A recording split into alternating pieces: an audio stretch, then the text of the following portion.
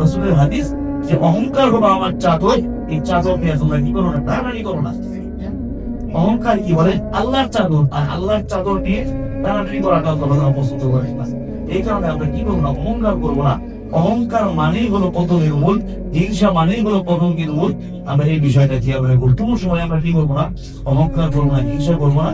আর মানুষকে সবসময় বড় দেখবো, নিজেকে সবসময় ছোট দেখবো। আল্লাহ রসুলের দোয়াই, আল্লাহ রসুল দোয়া করতেন যে হে আল্লাহ, আপনি আমাকে মানুষের চোখে বড় বানিয়ে দেন, আর আমার নিজের চোখে আমাকে ছোট বানিয়ে দেন। কত বড় সাহিত্যিক, কত বড় সুন্দর কথা বলতে বলা, পৃথিবীতে আসেও আসবো না, এরকম কথা তিনি চয়ন করে গেছেন।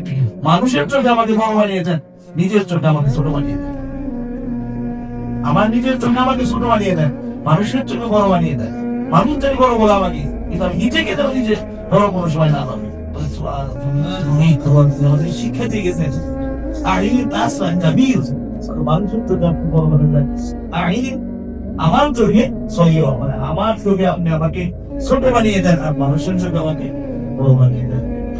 সেই সবসময় যেন আমাদেরকে নিজেদের চোখে আমাদেরকে ছোট রাখে, মানুষের চোখে বড় রাখে, অহংকার নামক বেদি থেকে যেন হেফাজত করেন।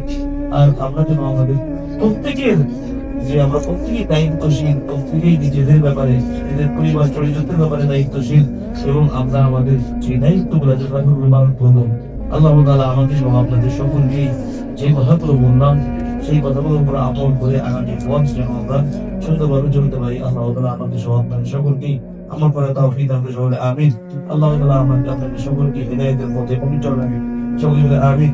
তারা সুন্নাত পালন করে বাঁচার রাসূল।